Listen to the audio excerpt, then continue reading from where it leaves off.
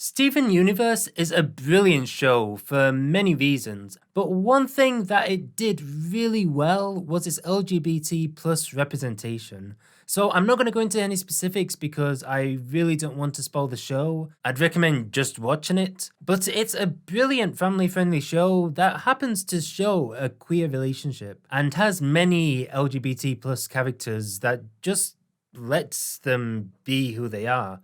It doesn't really point a finger at them or even really explain them. They just kind of exist in the world, which is a good thing. It shows a world where people don't really worry about that stuff. People just kind of live their eventful lives. So no, there's obviously nothing inappropriate happening because it's a family show. I mean, there's a romantic dance in one episode between two females. There's also a queer wedding. Nothing that Disney film haven't been doing for years with hetero couples. But you can bet that that's still enough to get a good old banhammer and a whole load of censorship through a big player that is actually the United Kingdom, believe it or not. So to be fair, the UK aren't just out there banning all of the queer stuff or only queer stuff. They do focus on violence a lot too, with the shattering of a gem being edited around and other violent hits using hit flashes. They also do censor some inappropriate words like farty. Do you ever hear from old Farty Marty? Yes, fart is apparently a bad word now, and other harmless bits of dialogues are bad words now too, apparently. You can look them up yourselves, they're really not that bad. But yes, they actually cut out not just that dance scene that I mentioned before, but also another dance scene within the show. Other countries also had a swell time cutting bits out too. Kenya got a bit too carried away though, or lazy, one of the two, and just censored the entire show. Their reasoning was that they said that it promoted LGBT plus as if it's a tribe that people, can just join or something. So yeah, as you probably know, we're not living in the Steven Universe world, which is good in some ways. I wouldn't want to be attacked by aliens every day, but also, honestly, it is just a shame. So yeah, the UK is not actually as good as you may think it will be when it comes to supporting LGBT plus people. I mean, they still haven't banned conversion therapy, even though they said that they'd ban it back in 2018. And while Boris Johnson has backed some pro-queer laws, he has also said very hurtful things about gay marriage and gay people in general. And in terms of marriage, it was only in 2013 that England and Wales actually allowed for same-sex marriage, with 137 Conservative MPs voting against it at the time. And it took Northern Ireland until 2019, yes, literally last year, to be the last UK country to finally make it fully legal. And other Western countries aren't that much better either. I mean, the US only made it legal in 2015. And the sad thing is, it's also actually going the other way for many countries too, where it used to be legal there, but for example, in the Central African Republic, same-sex marriage was made illegal in 2016. And this is around 51 years from the Stonewall riots that basically started the LGBT plus pushback against the world governments. If those governments really cared, they wouldn't have taken so long to bring in the new laws that make it acceptable for these people to just marry each other. And yeah, the whole thing is very messy with the specifics. I don't want to start a political debate or anything. That's a whole world of discussion that I want to stay well away from. But point is, this is still a battle that we're very much fighting against many governments, including the ones that are supposedly more accepting. And here's the thing with older people. I'll get onto this more later, but the thing is, the older people get, the more their brains are wired to dislike change. It's not fully their fault, and I'm not saying that they can't adapt to change, they absolutely can, but it's just naturally harder, and many of them don't even want to take the effort to educate themselves about it. Really, I think the best way to make change is to make upcoming generations more accepting of others, just like what happened with dark-skinned people. Kids nowadays are seeing dark-skinned people in TV shows and movies, and that's all good for normalizing the integration of dark-skinned people in with light-skinned people. And the same is true with women and equal rights to them too. Good representation for them too, and people treating them in a good way is a good thing to show to kids because it shows that that's how they should treat women too. And the same applies for queer people too, to make people more accepting of queer people, the same sort of thing needs to happen not just in adult films or adult TV shows, but also in age appropriate ways for family films and family TV shows. Because after all, the kids watching those shows will either become bullies and start committing hate crimes against these minority groups, or will be accepting of diversity and justice and will help to build a more loving, peaceful world. Because here's the thing, like it or not, kids, especially younger kids, are very influenced by the media. Research has proven that young kids have a much harder time telling apart what is real from what is fantasy, and they also find it hard to question their perception on things too. So basically, if they think something is a certain way, to them it is that way and there's no way that it's anything else. Of course, people people grow out of that. But yeah, in the absence of an already established belief system by the environment that the child is in, they can often build theirs from the media that they consume, no matter what that media is. The obvious danger that comes to mind to people is probably going to be shows of violence and aggression, which might actually be some of the thought process behind removing the violence in Steven Universe, even though I feel like the target audience would be old enough to know that slicing people into pieces probably isn't the best idea. But why I'm mentioning it in this video though is that the lack of LGBT plus representation in many child-friendly films and TV shows can actually mean that the kids' belief systems are built up with the idea that LGBT plus people don't even exist, especially if they're not talked about in the community that they're living in. Or even worse, thanks to many films out there, if they do exist, these characters are basically seen as very inappropriate if they're not represented in the right way. And the issue is that as people grow older, they carry on with this belief while also building up a brain that is more resistant to change. Because as I said, resistance to change is natural in the human brain. If a person has been thinking something for a long time, if they've been kind of saying that to other people, chances are they're not going to want to admit defeat. They're going to want to basically try and prove themselves right, even widely in the face of overwhelming evidence against what they're saying. So yeah, for them, it will be a bit harder to fight their natural instinct to just not change.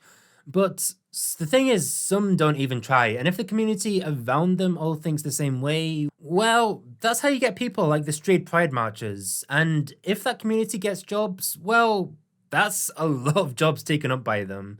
In their 2020 Studio Responsibility Report, GLAAD found that in 2019, 18.6% of characters within films produced by the 8 major studios contained LGBT plus characters, which was only slightly up from 18.2% in 2018. And that would be totally fine. I mean, the majority of the people in the world are straight. LGBT plus people very much are in the minority, so that percentage kind of makes sense.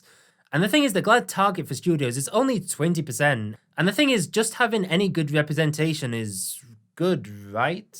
Well, no, it doesn't paint the full picture. For starters, only one of these characters has a disability, with them eventually dying in the film that they were in. And there's also a huge lack of transgender and non-binary characters within these films too. And on top of that, 42% of all these LGBT plus characters were only seen on screen for less than a minute of the film's runtime. This is an issue because essentially these don't end up being characters, they end up just being big billboards by the company saying, hey, we're LGBT plus inclusive now, so you should like me. This is because the characters basically just fully become defined by their sexuality, because what else can you do with a character when you're being told that they have to be a gay character, but only have less than a minute of runtime to literally have them say anything? I mean, really, is there anything about this Cyclops character that you remember other than the fact that she had a girlfriend? And all that this does is help to build the mentality that LGBT plus people just go around talking about their sexuality, or are the stereotypes that other less than a minute characters had.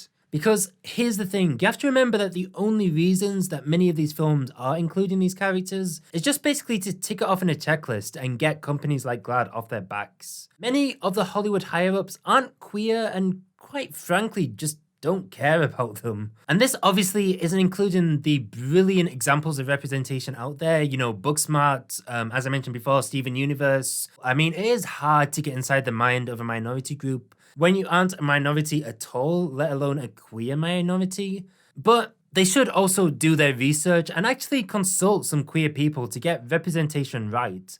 And their film should pass the Vito-Russo test at a bare minimum. This test, inspired by the Bechdel test, which is basically a test that is there to highlight films in which women only exist to kind of talk to each other about other men, is there to ensure that LGBT plus representation in films is done in a way that is at least positive. It ensures that when a character is queer, they are not solely or predominantly defined by their sexual orientation or gender identity. They have to be tied into the plot in a way that their removal would have a significant effect on the story. These characters don't need to be major characters, they can be relatively minor characters, but they can't just be in the story to just get in with the woke kids and, as I said, keep clout off their back. This is important because, as I said, with kids taking in the information and parents also absorbing the wrong information about something that they may not know too much about, this mediocre at best representation that companies are putting in films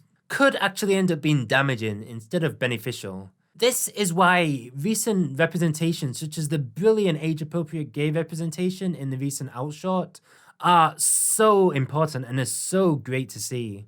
It's why good representation needs to keep coming out. It is so important that when people do get to learn that these people exist, they learn that they are basically just a regular human. I mean, it's really not hard writing for these shows. These people are just regular humans, but they just happen to not be straight. That's literally the difference about them. They really don't need any special treatment. By putting a character in like this, it just gives the minorities some love by giving kids someone that they can look at and think back to if they do end up not being straight themselves. And yes, people may complain on Instagram and put their stupid little sick emojis on there, but the thing is, no one chose to be the identity that they are. Nobody chose to not fit into the unnaturally rigid gender binaries that the society has set out for them. No one chose to be sexually attracted to someone of the same gender, or in my case, to nobody. Queer people exist, just like women exist and black people exist. People hated other minorities in the past too, and some people still do. You know, they didn't want them to go inside bars, they didn't even want to think that they exist at equal level to them. But many people now do, and a big part of that is through good representation. And yes, because of that and other aspects of society, we've gone a long way to eradicating it. Also thanks to laws such as the Equality Act of 2010, in which the UK makes discrimination against a person because of their race illegal anywhere within the UK. With these injustices though, against queer people as well as other minority groups, there's still a long way to go to make sure that people actually follow that rule. Because according to a 2018 YouGov study of 5,000 lesbian, gay, bi and trans individuals, 52% of them experienced depression within the last year, and a seventh of them avoided seeking healthcare for fear of discrimination from staff, with a quarter of them having actually witnessed discriminatory or negative remarks from the healthcare staff. Also, 20% of LGBT plus people have experienced a hate crime or incident against them because of their orientations, with 40% of them being trans people. And up to 80% of them didn't report that crime to the police. Chances are because of fear or shame that they feel by telling the police about it. And tragically, according to a 2019 study in the Journal of Adolescent Health, LGBT teenagers are overall 3 times more likely to attempt suicide than their heterosexual peers. And the statistics go on, and I could make a whole lot more points, but here's the thing. There's clearly something going wrong here. And to all the people that say, we don't need representation because we're doing okay now, no, there's not equality at the moment. And every unnecessary hate crime or suicide because of injustice against somebody who is just a thing that is something that is not due to any fault of their own and is not something that harms anyone else, means that there is still work to be done. But as I said at the beginning, good representation and showing kids that there is diversity in humanity is so important to help overcome the stage that we're in.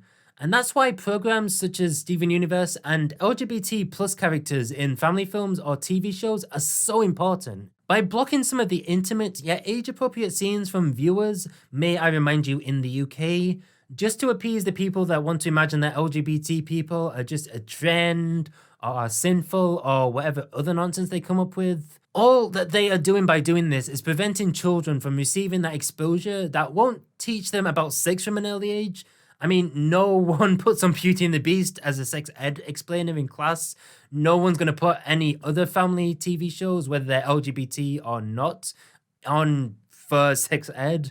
It's not for that. What these TV shows and films are there to do is to teach them to be loving and caring to one another, to be compassionate, to fight injustice, and also to be happier with themselves if, they do happen to be LGBT plus out of no choice of their own. And honestly, some of those people may even learn something from watching Steven Universe, because if I was to sum up Steven Universe in one phrase, that phrase would most definitely be that love always wins over hate in the end. So hold in there, reach out to people if you need them. I will leave links down below. And just know that you do matter, even if the people who should care for you the most don't realize just how special you are.